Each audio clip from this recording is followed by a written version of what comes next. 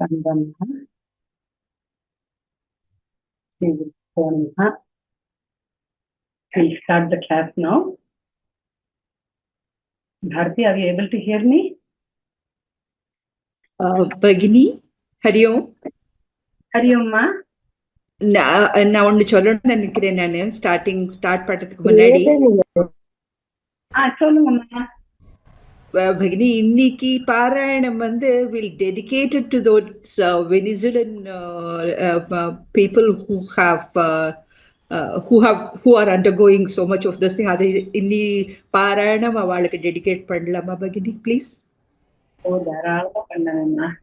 அப்ப முதல்ல இருந்தே பாராயணமா பண்றதுனாலும் பண்ணிடலாம், ஒன்றும் பிரச்சனை இல்லை. எல்லாரும் ஒரு ஸ்லோகம் போடுறதுன்னு வேணாலும் வரலாம்.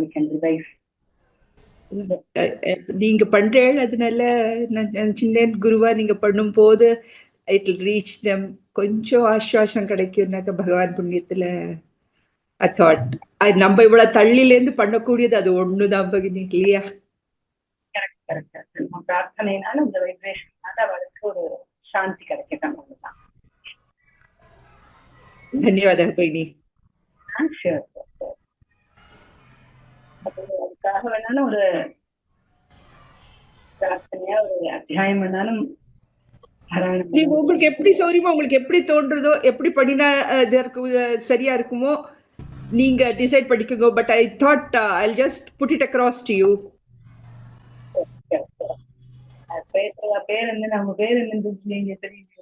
என் பேர் கீதா பகினி, கீதா கிருஷ்ணமூர்த்தின்னு இருக்கும் பாருங்கோ.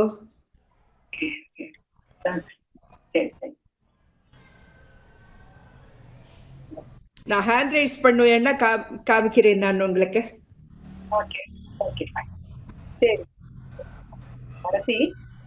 ராம் ராம் சொல்லுங்க. விஜயலட்சுமி கீர்த்திவாசன் இன்னைக்கு ஜாயின் பண்ணலன்னு நினைக்கிறேன். ஸ்வேதாட்டியும் அவன் நம்பர் இல்ல.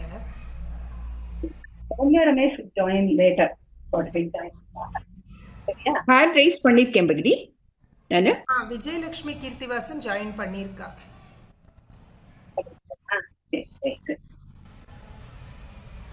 நமக்கு we'll start with the revision. Finally, just 10 minutes before இவாளுக்காக பிரார்த்தனை பண்ணிட்டு நம்ம 15 சரியா? Your voice is breaking பகினி. Your voice is breaking. என்ன ப்ராப்ளம் தெரியுது?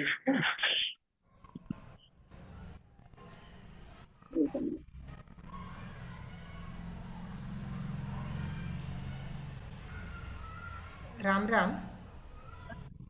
கேக்குறதாமா? நான் பேசுறது கிளியரா இருக்கா? எப்படி? இப்போ கிளியரா இருக்கு. இப்போ கிளியரா. ராம் ராம், நீங்களே கேட்டுடுறீங்களா விஜயலட்சுமி கீர்த்திவாசன்? கேட்டுடலாம் மேம்மா.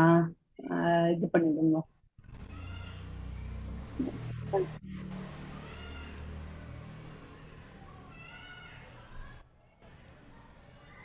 Ram Ram, Vijayalakshmi Keerthivasan இருக்கேளா?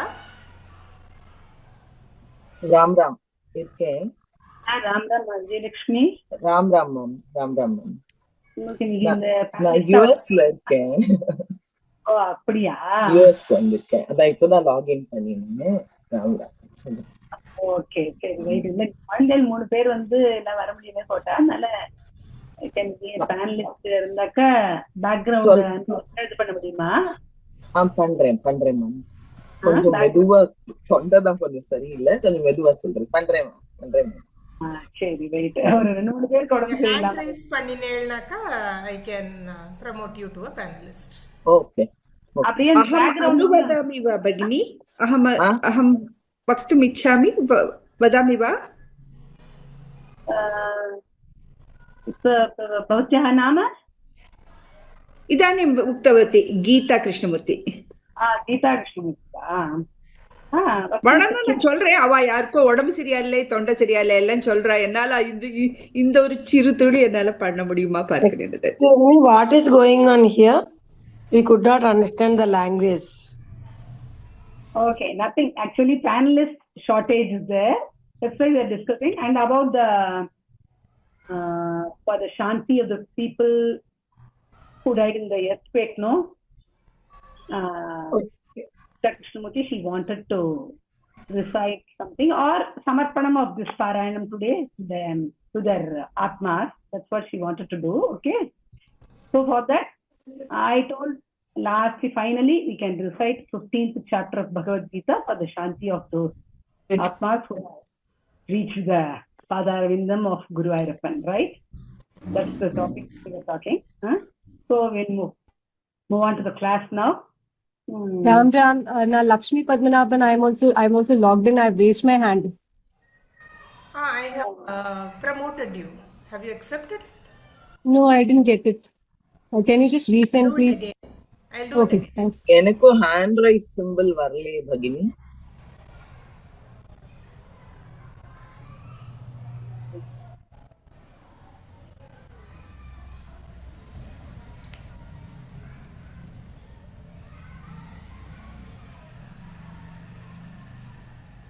Lakshmi Padmanabhan. Yes, எனக்கு இன்னும் உங்களுக்கு மெசேஜ் வரல இல்லையா? But it's okay. I ஆமா. made you a co-host today because the panelist option was not available in the menu. So Okay. maybe it wasn't giving you an option to join. You were just being made a co-host. Okay, thank you. Okay, we'll start the class. Let's go for the revision from 71st shlokam Bharati. Gururev gatirgurumev bhaje gurunaiv kahasmi namo gurave na guroh paramam shishuraspi guror matiraspi gurau mama pahi guru.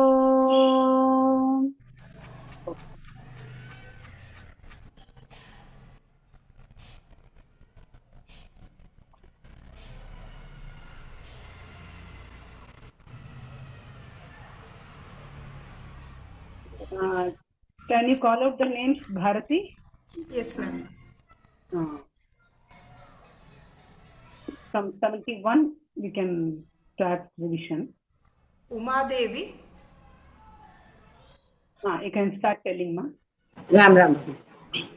Ram. Upadikshadaksham tava charana nama gururasau maralanam shanke masranagati lalitya saranau ataste nistandram niyatamamuna sakhya padavim prapannam pathojam pratidadati kamakshi kutukam. Jayanti Ramesh. Ram Ram, mummy. Ram. दधानै संसर्गं प्रकृतिमलिनै षट्पदकुलैः द्विजाधीशश्लाघा विधिषु विदधद्भिर्मुकुलतां राजामिश्रैः पद्मैः नियतमपि Kamakshi पदयोः विरोधस्ते युक्तः विषमशरवैरिप्रियतमे. Next shloka. Lalita Muthuswami.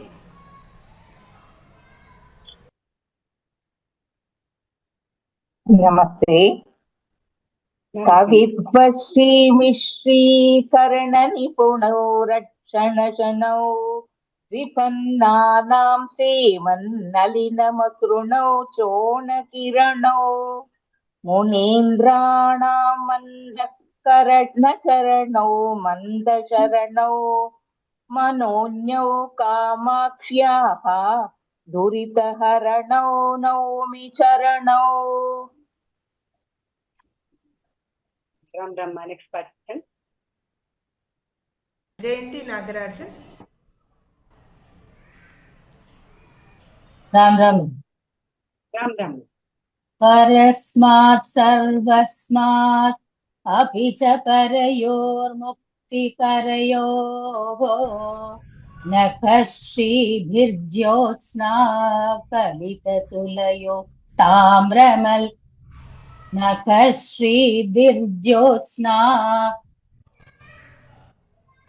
नखः श्रीभिर्ज्योत्स्ना कलिततुलयोस्ताम्रतलयोः निलीये कामाक्ष्याः निगमनुतयोर्नागिनतयोः निरस्तप्रोन्मीलन् नलिनमदयोरेव पदयोः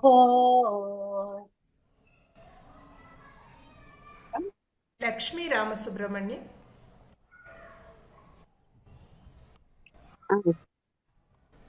हरि हरि ओम्.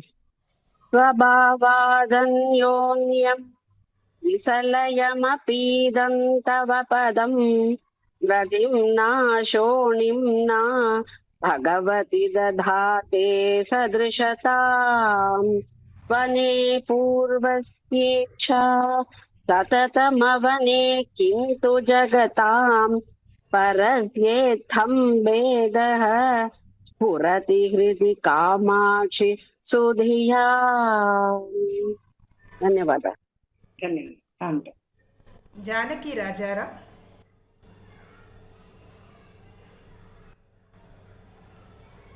नमस्ते भगिनी, नमस्ते माता. नमस्ते मां. नमस्ते. कथौ वाचालोऽपि प्रकटमणिमञ्जीरनिनदैः सदैवानन्दार्द्रान् विरचयति वाचं यमजनान्.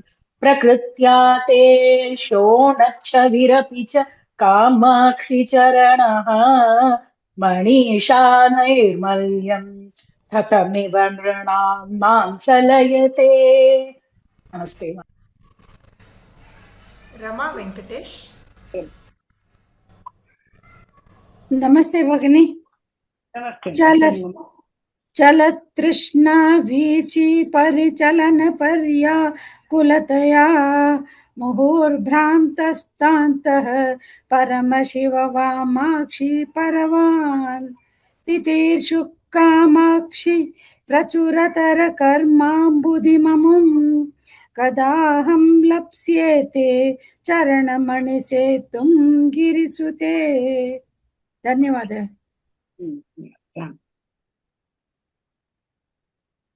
नेक्स्ट श्लोक मा. Devika.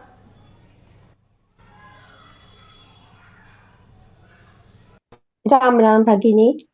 विशुष्यन्त्यां. Can you hear me, ma'am? I am able to hear you. Yeah. I am able to hear you, ma. Yeah. विशुष्यन्त्यां प्रज्ञा सरिति दुरित ग्रीष्म समय प्रभावेण कृषिणे सति मम मनः केकिनी शुचा त्वदीयः कामाक्षि स्फुरित चरणाम्भोधममि महिमा नभो मासाटोपम् नगपति सुते किन्न कुरुते. 79. ರಾಜೇಶ್ವರಿ. राम राम. चल. विनम्राणां चेतो भवनवलभीसीमि चरण प्रदीपे प्राकाश्यम् तददि तव निर्धूततमसि असीमा कामाक्षि स्वयमलगुदुष्कर्मलहरी विघूर्णन्ति शान्तिं शलभ परिपाठीव भजते. ಸೌಮಿನಿ ರಾಮಕೃಷ್ಣ.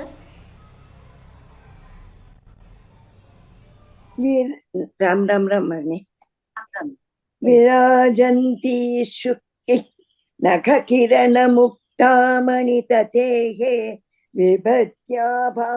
विभत्याधोराशौ तरिरपि नराणां प्रणमतां त्वदीयः कामाक्षि ध्रुवमलमधु पत्नी भववने मुनीनां ज्ञानाग्नेः अरनिलयम् अग्निर्विजयते.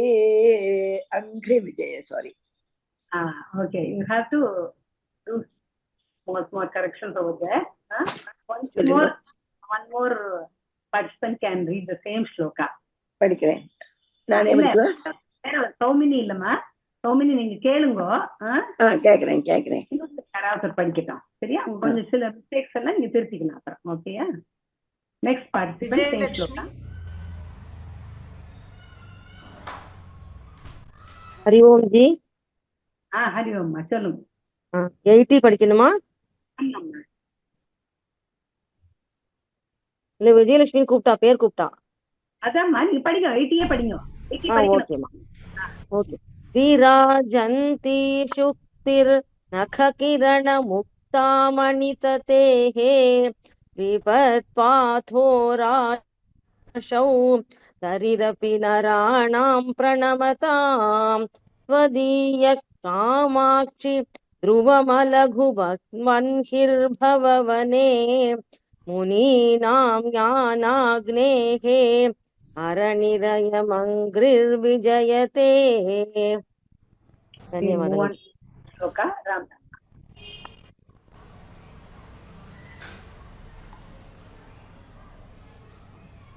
First Lakshmi, you can repeat 81st shloka ma.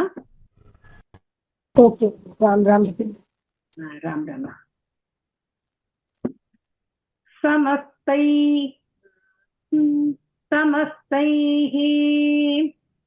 समस्तैः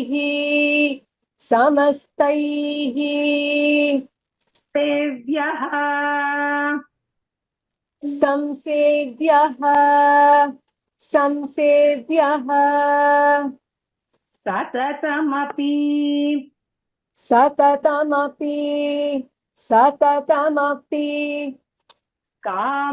Kamakshi विबुधैः समस्तैः संसेव्यः सततमपि Kamakshi विबुधैः समस्तैः संसेव्यः सततमपि Kamakshi विबुधैः समस्तैः संसेव्यः सततमपि Kamakshi विबुधैः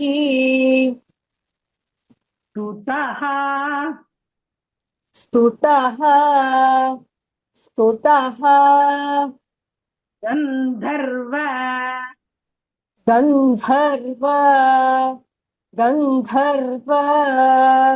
स्त्रीसुललित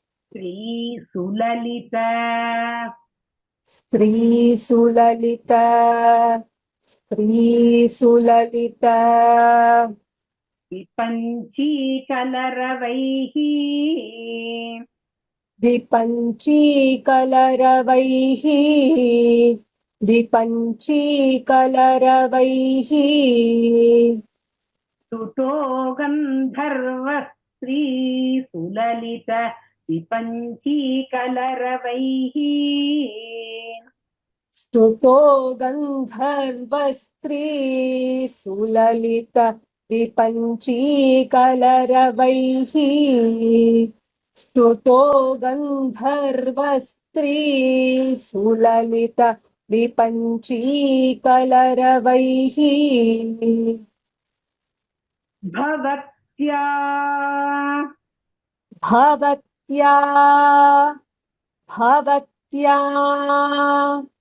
भिन्दानः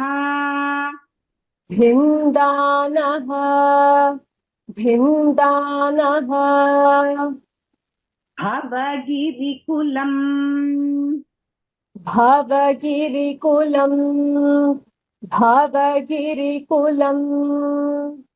जृम्भिततमः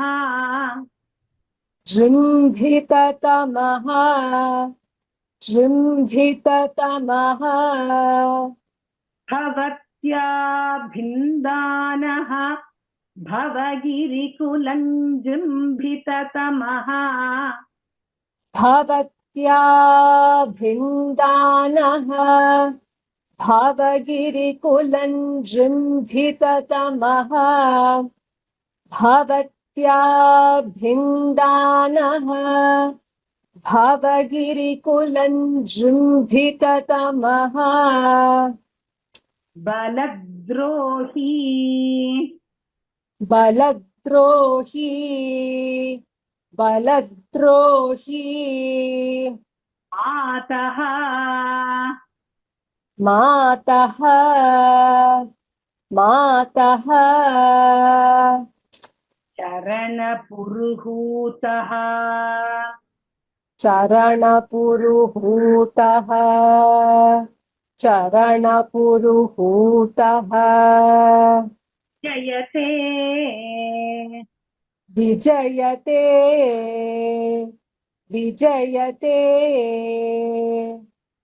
बलद्रोही मातः चरणपुरुहूतो विजयते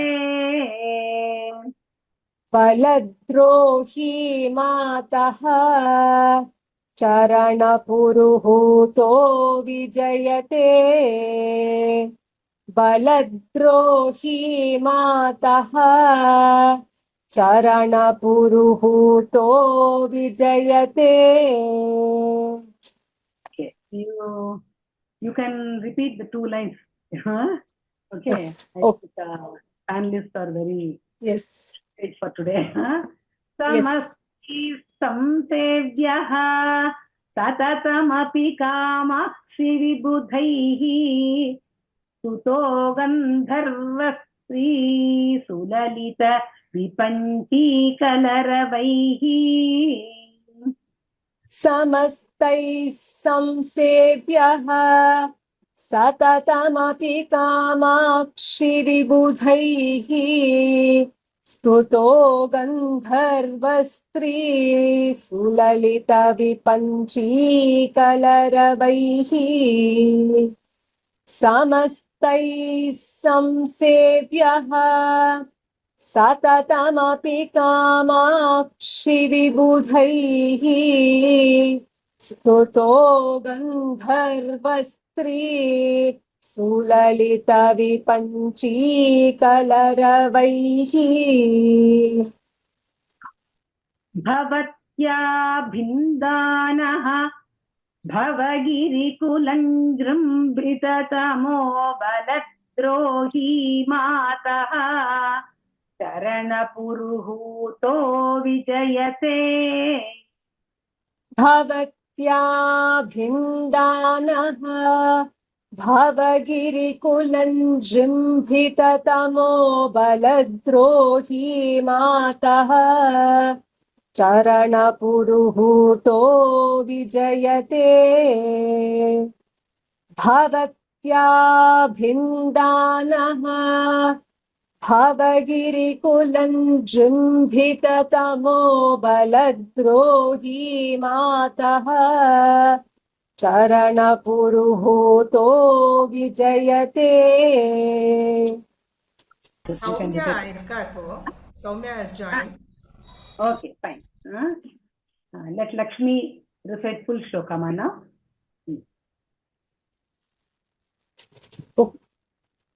समस्तैः संसेव्यः सततमपि कामाक्षि विबुधैः स्तुतो गन्धर्वस्त्री सुललितविपञ्चीकलरवैः भवत्याभिन्दानः भवगिरिकुलञ्जृम्भिततमो बलद्रोही मातः चरणपुरुहूतो विजयते. Bharati, you can repeat this shloka once more. Okay. समस्तैः संसेव्यः सततमपि Kamakshi विबुधैः स्तुतो गन्धर्वस्त्री सुललितविपञ्चीकलरवैः सुललितविपञ्चीकलरवैः भवत्या भिन्दानः भवगिरिकुलञ्जं जृम्भिततमो बलद्रोही मातः चरणपुरुहूतो विजयते. Once more, Vijayalakshmi, you can repeat the same shloka, ma. Ram Ram Ram Ram. समस्तैः संसेव्यः सततमपि Kamakshi विबुधैः स्तुतो गन्धर्वस्त्री सुललितविपञ्चीकलरवैः भवत्या भिन्दानः भवगिरिकुलञ्जृम्भिततमो बलद्रोही मातः चरणपुरुहूतो विजयते.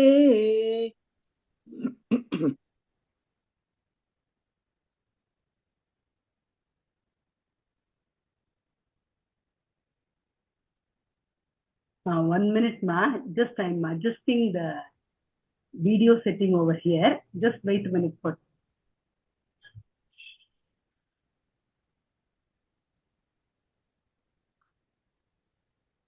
The screen has changed to some other thing, so just all of you wait for a minute.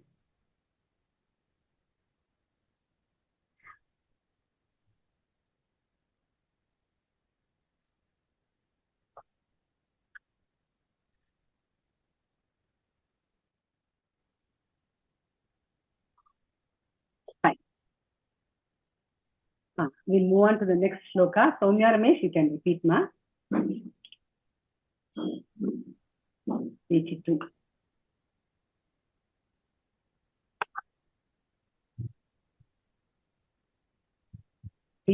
Bharati.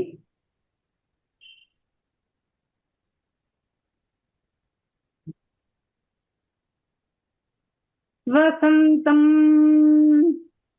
वसन्तं वसन्तं भक्तानां भक्तानां भक्तानां अपि मनसि अपि मनसि अपि मनसि नित्यं नित्यं नित्यं परिलसत् परिलसत् परिलसत् वसन्तं भक्तानाम् अपि मनसि नित्यं परिलसत् वसन्तं भक्तानाम् अपि मनसि नित्यं परिलसत् वसन्तं भक्तानाम् अपि मनसि नित्यं परिलसत् घनच्छायापूर्णम् घनच्छायापूर्णम् घनच्छायापूर्णम् शुचिमपि शुचिमपि शुचिमपि ऋणाम् नृणाम् नृणाम् तापशमनम् तापशमनम् तापशमनम् घनच्छायापूर्णम् शुचिमपि नृणां तापशमन् शुचिमपि नृणां तापशमनम् घनच्छायापूर्णम् शुचिमपि नृणां तापशमनम् घनच्छायापूर्णम् शुचिमपि नृणां तापशमनम् नखेन्दु नखेन्दु नखेन्दु ज्योत्स्नाभिः ज्योत्स्नाभिः ज्योत्स्नाभिः शिशिरमपि शिशिरमपि शिशिरमपि पद्मोदयकरम् पद्मोदयकरम् पद्मोदयकरम् नखेन्दुज्योत्स्नाभिः शिशिरमपि पद्मोदयकरम् नखेन्दुज्योत्स्नाभिः शिशिरमपि पद्मोदयकरम् नखेन्दुज्योत्स्नाभिः शिशिरमपि पद्मोदयकरम् नमामः नमामः नमामः कामाक्ष्याः कामाक्ष्याः कामाक्ष्याः नमामः कामाक्ष्याः नमामः कामाक्ष्याः नमामः कामाक्ष्याः चरणमधिक चरणमधिक चरणमधिक आश्चर्यकरणम् आश्चर्यकरणम् आश्चर्यकरणम् नमामः कामाक्ष्याः चरणमधिकाश्चर्यकरणम् नमामः कामाक्ष्याः चरणमधिकाश्चर्यकरणम् नमामः कामाक्ष्याः चरणमधिकाश्चर्यकरणम्. Okay. Repeat 2 lines now combined, okay? वसन्तं भक्तानाम् अपि मनसि नित्यं परिलसद्घनच्छायापूर्णम् शुचिमपि नृणां तापशमनम् वसन्तं भक्तानाम् अपि मनसि नित्यं परिलसद्घनच्छायापूर्णम् शुचिमपि नृणां तापशमनम् वसन्तं भक्तानाम् अपि मनसि नित्यं परिलसद्घनच्छायापूर्णम् शुचिमपि नृणां तापशमनम् नखेन्दुज्योत्स्नाभिः शिशिरमपि पद्मोदयकरम् नमामः कामाक्ष्याः चरणमधिकाश्चर्यकरणम् नखेन्दुज्योत्स्नाभिः शिशिरमपि पद्मोदयकरम् नमामः कामाक्ष्याः चरणमधिकाश्चर्यकरणम् नखेन्दुज्योत्स्नाभिः शिशिरमपि पद्मोदयकरम् नमामः कामाक्ष्याः चरणमधिकाश्चर्यकरणम्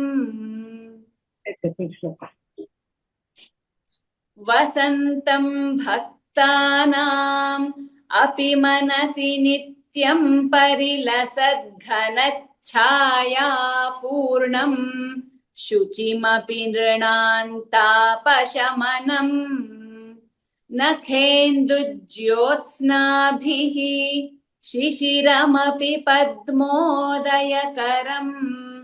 नमामः कामाक्ष्याः चरणमधिकाश्चर्यकरणम्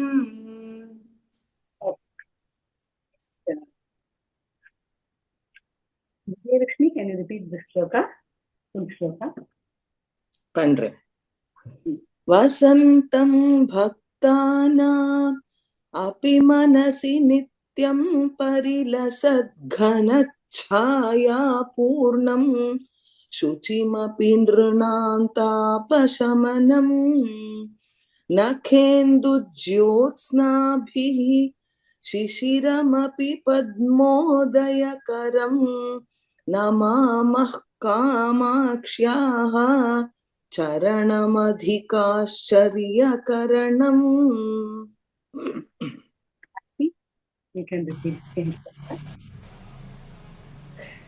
वसन्तं भक्तानाम् अपि मनसि नित्यं परिलसद्घनच्छायापूर्णं शुचिमपि नृणां तापशमनम् नखेन्दुज्योत्स्नाभिः शिशिरमपि पद्मोदयकरं नमामः कामाक्ष्याः चरणमधिकाश्चर्यकरणम्. Analyst, நீங்க 4 பேர் தானே மார்க்கே, ரைட்? ஆமா. Okay, right. Next shloka, I'll ask Lakshmi. You can repeat shloka, ma. Next 83.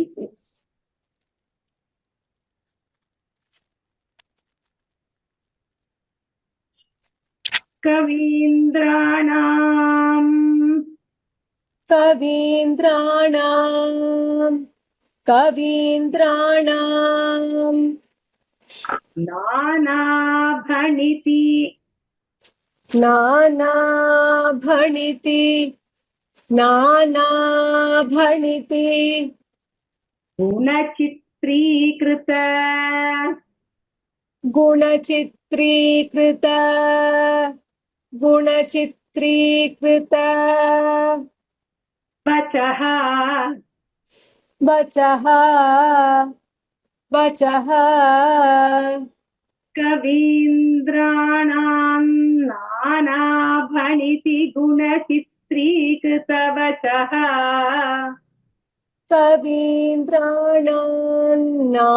नानाभणिति गुणचित्रीकृत वचः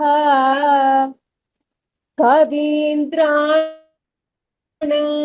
नानाभणिति गुणचित्रीकृत वचः प्रपंच व्यापार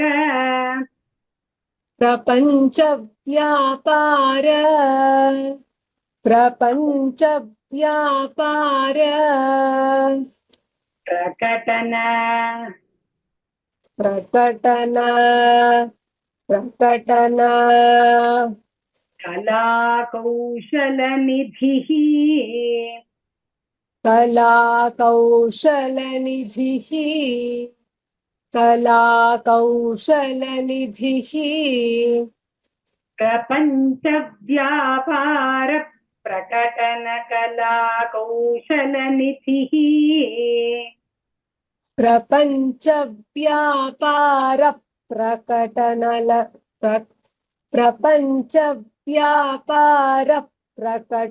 कला कौशलनिधिः प्रपंच व्यापार प्रकटन कला कौशलनिधिः I'll join the two lines. So I'll give a gap for the first word. Kavindranam, there I'll stop. Then continue fully one Samasthapada. Okay? Yeah? Okay. Kavindranam Nana Bhaniti Gunachitrīkrita Vachah Prapancha Vyapara Prakatana Kala Kaushala Nidhihi. कवीन्द्राणाम् नानाभणिति गुणचित्रीकृत वच प्रपंच व्यापार प्रकटन कला कौशलनिधिः कवीन्द्राणाम् नानाभणिति गुणचित्रीकृत वच प्रपंच व्यापार प्रकटन कला कौशलनिधिः अधः अधः अधः कुर्वन्नब्जम् कुर्वन्नब्जम् कुर्वन्नब्जम् सनकभृगु सनकभृगु सनकभृगु मुख्यैः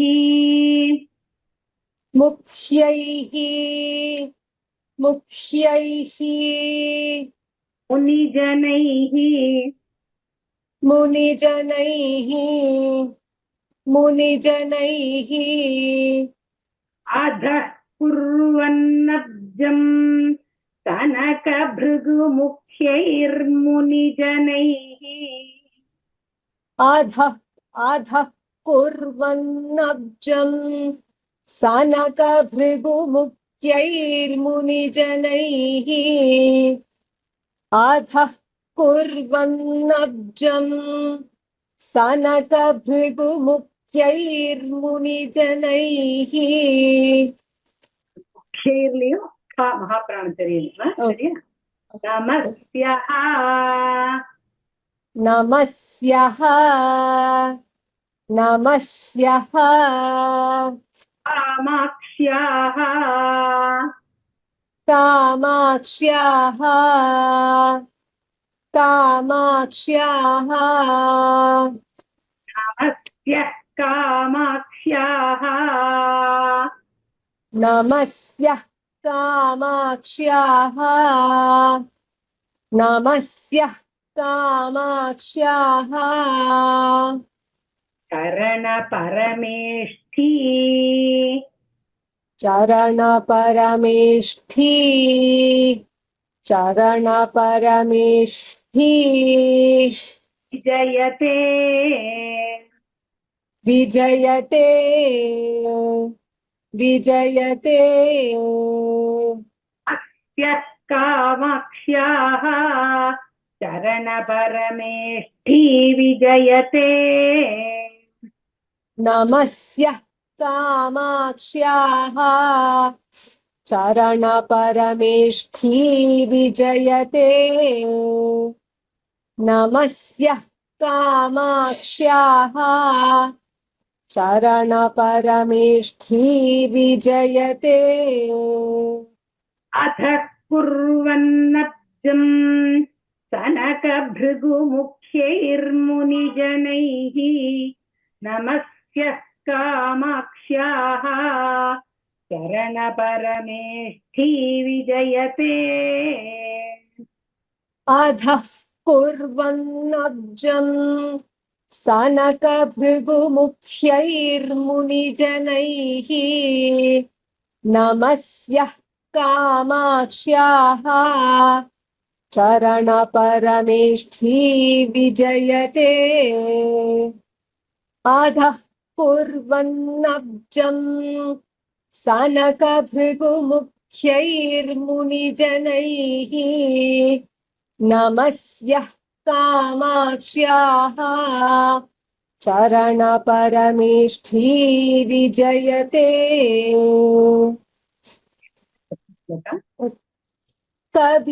कवीन्द्राणाम् नानाभणितिगुणचित्रीकृतवच प्रपञ्च व्यापार प्रकटन कलाकौशलनिधिः अधः कुर्वन्नब्जम् सनकभृगुमुख्यैर्मुनिजनैः नमस्यः कामाक्ष्याः चरणपरमेष्ठी विजयते Bharati, you can recite the full shloka. One small announcement. First, Geeta Krishnamurti, she was asking whether we can dedicate today's Parayanam to Peninsula affected people. So I thought we'll recite 15th chapter. There is a smallest chapter, so I selected that. We'll recite that finally and finish out the class today. Over is possible, you can stay online and take your book if you need it. Okay, maybe one more shloka I'll teach and stop it for today's class. Later I'll ask Bharati and Soumya Ramesh, you can recite 15th chapter. Soumya Ramesh, you can recite 15th chapter fully. Or otherwise, I'll start with 5 shlokas, then you can complete it. Okay? Okay. Bharati, now recite 83rd shloka. कवीन्द्राणां नानाभणिति गुणचित्रीकृतवच प्रपञ्चव्यापार प्रकटनकला कौशलनिधिः अधः कुर्वन्नब्जं सनकभृगुमुख्यैर्मुनिजनैः नमस्यः कामाक्ष्याः चरणपरमेष्ठी विजयते. Okay, now I'll ask Geeta Krishnamurthy to recite this shloka once. Which shloka? This 83rd Abhagini? 83rd Cholrela? Cholrela? Gurubhyo Namah. Kavindranam नानाभणिति गुणचित्रीकृतवच प्रपञ्च व्यापार प्रकटनकला कौशलनिधिः आधः कुर्वन्नब्जं सनकभृगुमुख्यैर्मुनिजनैः नमस्य कामाक्ष्याः चरणपरमेष्ठी विजयते. धन्यवाद. Second line, you have to combine the Vachah Prapancha. That's it. No, that's nothing else. Okay? Next shloka, we'll move on to the next shloka, 84th shloka. Soumya Ramesh, you can repeat now. Bhavatyaha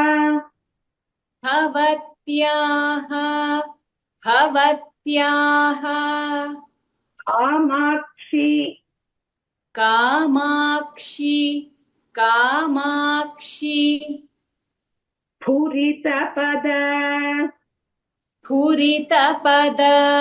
स्फुरितपद पंकेरुह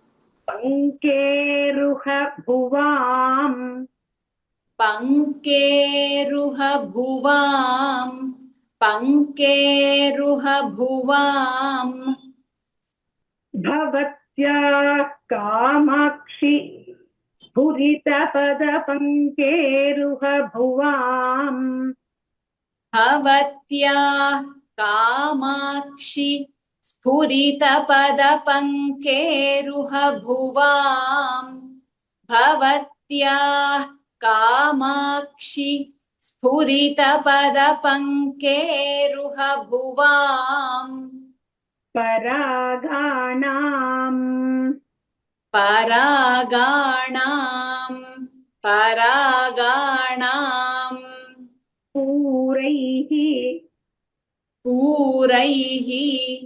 पूरैः परिहृत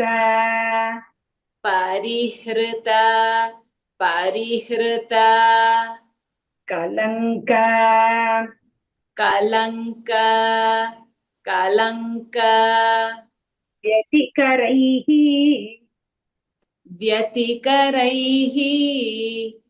व्यतिकरैः परागाणां पूरैः परिहृत कलंक व्यतिकरैः परागाणां पूरैः परिहृत कलंक व्यतिकरैः परागाणां पूरैः परिहृत कलंक व्यतिकरैः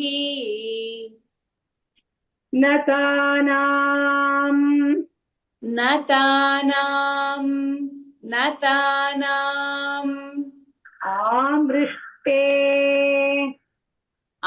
आमृष्टे आमृष्टे हृदयमुकुरे हृदयमुकुरे हृदयमुकुरे निर्मलरुचि निर्मलरुचि निर्मलरुचि नतानामामृष्टे हृदयमुकुरे निर्मलरुचि नतानामामृष्टे हृदयमुकुरे निर्मलरुचि नतानामामृष्टे हृदयमुकुरे निर्मलरुचि प्रसन्ने निस्ते प्रसन्ने प्रसन्ने प्रसन्ने निःशेषम् निःशेषम् निःशेषम् प्रतिफलति प्रतिफलति प्रतिफलति विश्वम् विश्वम् विश्वम् गिरिसुते गिरिसुते गिरिसुते प्रसन्ने निःशेषम् प्रतिफलति विश्वम् गिरिसुते प्रसन्ने निःशेषम् प्रतिफलति विश्वम् प्रतिफलति विश्वम् गिरिसुते प्रसन्ने निःशेषम् प्रतिफलति विश्वम् गिरिसुते भवत्याः कामाक्षि स्फुरितपदपङ्केरुहभुवाम् परागाणाम् पूरैः परिहृतकलङ्कव्यतिकरैः भवत्याः कामाक्षि स्फुरितपदपङ्केरुहभुवाम् परागाणाम् पूरैः परिहृतकलङ्कव्यतिकरैः भवत्याः कामाक्षि स्फुरितपदपङ्केरुहभुवाम् परागाणाम् पूरैः परिहृतकलङ्कव्यतिकरैः नतानामामृष्टे हृदयमुकुरे निर्मलरुचि प्रसन्ने निःशेषम् प्रतिफलति विश्वम् गिरिसुते नतानामामृष्टे हृदयमुकुरे निर्मलरुचि प्रसन्ने निःशेषम् प्रतिफलति विश्वम् गिरिसुते नतानामामृष्टे हृदयमुकुरे निर्मलरुचि प्रसन्ने निःशेषम् प्रतिफलति विश्वम् गिरिसुते भवत्याः कामाक्षि स्फुरितपदपङ्केरुहभुवाम् परागाणाम् पूरैः परिहृतकलङ्कव्यतिकरैः नतानामामृष्टे हृदयमुकुरे निर्मलरुचि प्रसन्ने निःशेषम् प्रतिफलित विश्वम् गिरिसुते last line repeat. It's not phalita, it's phalati. Repeat. प्रसन्ने निःशेषम् प्रतिफलति विश्वम् गिरिसुते. Once more, Vijayalakshmi, can you repeat the same shloka? भवत्याः कामाक्षि स्फुरितपदपङ्केरुहभुवाम् परागाणां पूरैः परिहृतकलङ्कव्यतिकरैः नतानामामृष्टे हृदयमुकुरे निर्मलरुचि प्रसन्ने निःशेषम् प्रतिफलति विश्वं गिरिसुते. Okay. Bharati, can you repeat this shloka once more? भवत्याः कामाक्षि स्फुरितपदपङ्केरुहभुवां परागाणां पूरैः परिहृतकलङ्कव्यतिकरैः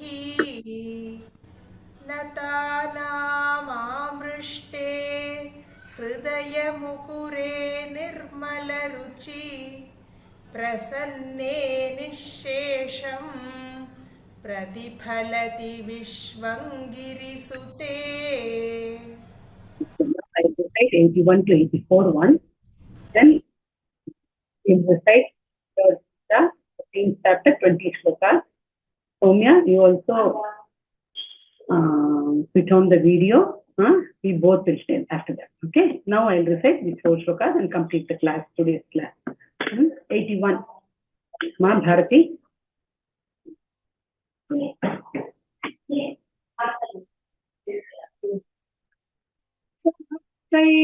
संसेव्यः सततमपि कामाक्षि विबुधैः स्तुतो गन्धर्वस्त्री सुललित विपञ्चीकलरवैः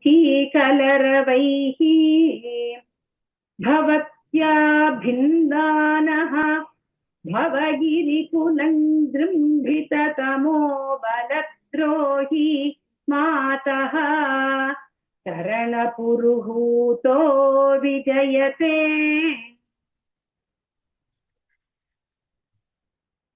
वसन्तं भक्तानाम् अपि मनसि नित्यं परिलसद्घनच्छायापूर्णम् शुचिमपि नृणान्तापशमनम्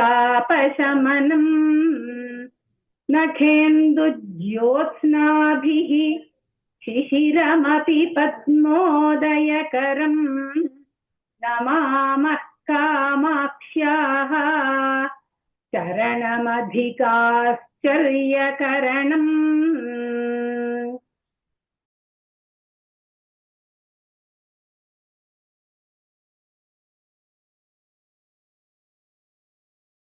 நீங்க மியூட்ல இருக்கு.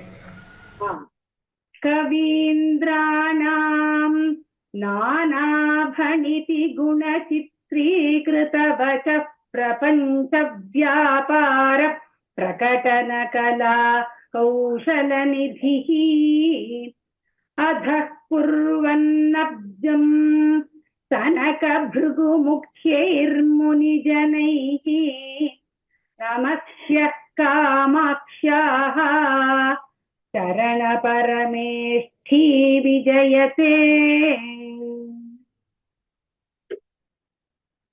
भवत्याः कामाक्षि स्फुरितपदपङ्केरुहभुवां परागाणां पूरैः परिहृतकलङ्कव्यतिकरैः नतानामामृष्टे हृदयमुकुरे निर्मलरुचि प्रसन्ने निःशेषम् प्रतिफलति विश्वं गिरिसुते. Okay, now one shloka I'll recite. Next shloka I can recite, I think, Soumya. Okay. So we pray for the departed soul. We dedicate this Bhagavad Gita Parayanam, today's Parayanam, for everybody who depart from this loka. We generally do the Bhagavad Gita Parayanam fully if it is possible. For whomever it is possible, you can pray at home and do the Parayanam fully if you have time. Now, because of time constraints, we will do only 15th chapter. Since Geeta Krishnamurti has requested that we will all pray in the class. So just 15th chapter is there and finish off the class. Okay? Yam Brahma Varunendra Rudra Marutah Sammanti Divyaistavaihi Vedai Sangabadakramopanishadair Gayanti Yam Samagaha Dhanavasthita Tadgatena Manasa Patyanti Yam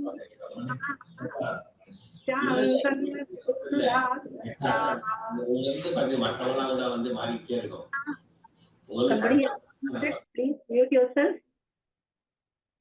All of you mute yourself and you can recite. Okay. Please don't unmute in between. I have muted, ma'am. Okay, right. Atha Panchadashodhyayah Sri Bhagavanuvacha Urdhvamoolamadhashakham Ashwatham Prahuravyayam Chandamsi yasya varnani Yastam Veda sa Vedavit अधश्चोर्ध्वं प्रसृतास्तस्य शाखाः गुणप्रवृद्धा विषयप्रबालाः अधश्च मूलान्यनुसन्ततानि कर्मानुबन्धीनि मनुष्यलोके न रूपमस्येह तथोपलभ्यते नान्तो न च संप्रतिष्ठा अश्वत्थमेनं सुविरूढमूलम् असङ्गशस्त्रेण दृढेन चित्वा ततः पदं तत्परिमार्गितव्यं यस्मिन् गता न निवर्तन्ति भूयः तमेव चाद्यं पुरुषं प्रपद्ये यतः प्रवृत्तिः प्रसृता पुराणी निर्माणमोहाजितसङ्गदोषाः अध्यात्मनित्या विनिवृत्तकामाः द्वन्द्वैर्विमुक्ताः सुखदुःखसंज्ञैः गच्छन्त्यमूढाः पदमव्ययं तत् न तद्भासयते सूर्यः न शशाङ्को न पावकः यद्गत्वा न निवर्तन्ते तद्धाम परमं मम ममैवांशो जीवलोके जीवभूतः सनातनः मनःषष्ठानीन्द्रियाणि प्रकृतिस्थानि कर्षति शरीरं यदवाप्नोति यच्चाप्युत्क्रामतीश्वरः गृहीत्वैतानि संयाति वायुर्गन्धानि वाशयात् श्रोत्रं चक्षुस्पर्शनं च रसनं घ्राणमेव च अधिष्ठाय मनश्चायं विषयानुपसेवते उत्क्रामन्तं स्थितं वापि भुञ्जानं वा गुणान्वितं विमूढानानुपश्यन्ति पश्यन्ति ज्ञानचक्षुषः यतन्तो योगिनश्चैनं पश्यन्त्यात्मन्यवस्थितं यतन्तोऽप्यकृतात्मानः नैनं पश्यन्त्यचेतसः यदादित्यगतं तेजः जगद्भासयतेऽखिलं यच्चन्द्रमसि यच्चाग्नौ तत्तेजो विद्धि मामकम् आमाविश्य च भूतानि धारयाम्यहमोजसा कृष्णामि चौषधीः सर्वाः सोमो भूत्वा रसात्मकः अहं वैश्वानरो भूत्वा प्राणिनां देहमाश्रितः प्राणापानसमायुक्तः पचाम्यन्नं चतुर्विधम् सर्वस्य चाहं हृदि सन्निविष्टः मत्तस्मृतिर्ज्ञानमपोहनं च वेदैश्च सर्वैरहमेव वेद्यः वेदान्तकृद्वेदविदेव चाहम् द्वाविमौ पुरुषौ लोके क्षरश्चाक्षर एव च क्षरः सर्वाणि भूतानि कूटस्थोऽक्षर उच्यते समः पुरुषस्त्वन्यः परमात्मेत्युदाहृतः यो लोकत्रयमाविश्य बिभर्त्यव्यय ईश्वरः यस्मात् क्षरमतीतोऽहम् अक्षरादपि चोत्तमः अतोऽस्मि लोके वेदे च प्रथितः पुरुषोत्तमः यो मामेवमसम्मूढः जानाति पुरुषोत्तमम् स सर्वविद् भजति माम् सर्वभावेन भारत इति गुह्यतमं शास्त्रम् इदमुक्तं मया नघ एतद्बुद्ध्वा बुद्धिमान् स्यात् कृतकृत्यश्च भारत ॐ तत्सत् इति श्रीमद्भगवद्गीतासु उपनिषत्सु ब्रह्मविद्यायां योगशास्त्रे श्रीकृष्णार्जुनसंवादे पुरुषोत्तमयोगो नाम पञ्चदशोऽध्यायः।